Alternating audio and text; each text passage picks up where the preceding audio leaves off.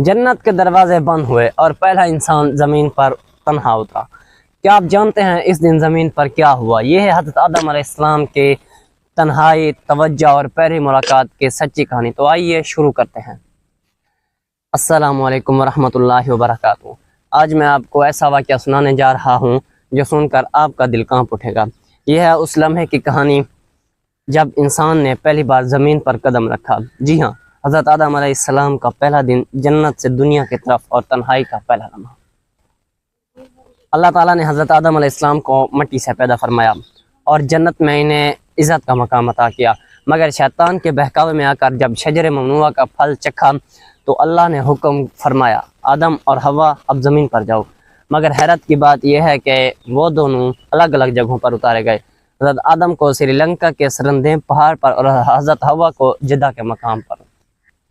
ज़रा तसव्वुर करें, एक ऐसी रूह जो फरिश्तों के दरमियान रहती थी अब अकेली है, अजनबी ज़मीन पर। न कोई इंसान, न आवाज़, न जन्नत जैसी रोशनी, न मोहब्बत का लम्स। हज़रत आदम ने चारों तरफ देखा, पहाड़, दरख्त, ज़मीन, आसमान, लेकिन कोई न था। दिल बेकरार, आँखों से आंसू बहे और लबों पर वो मशहूर तरीन जुमला, रब्बना ज़लमना अनफुसना व इल्लम तगफिर लना व तरहमना लनकूनन्ना मिनल खासिरीन। अल्लाह ताला गफूर रहीम है, इसने हज़रत आदम की तौबा कबूल फरमा ली। जैसा कि कुरान में फरमाया, फ़तलक़्क़ा आदम मिन रब्बिही कलिमातिन फ़ताबा अलैहि इन्नहु हुवत तव्वाबुर रहीम। यानी आदम अपने रब से कलिमात सीखे और रब ने इन्हें मुआफ़ कर दिया। यही तो अल्लाह की शान है।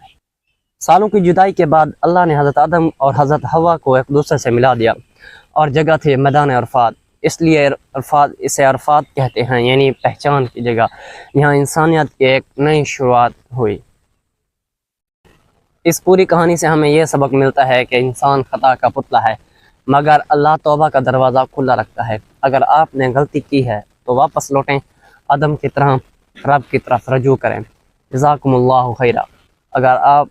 अगर ये कहानी आपको अच्छी लगी हो तो लाइक, शेयर और सब्सक्राइब ज़रूर करें, ताकि हम ऐसी और हकीकत पर मबनी कहानियाँ आप तक पहुँचाते रहें।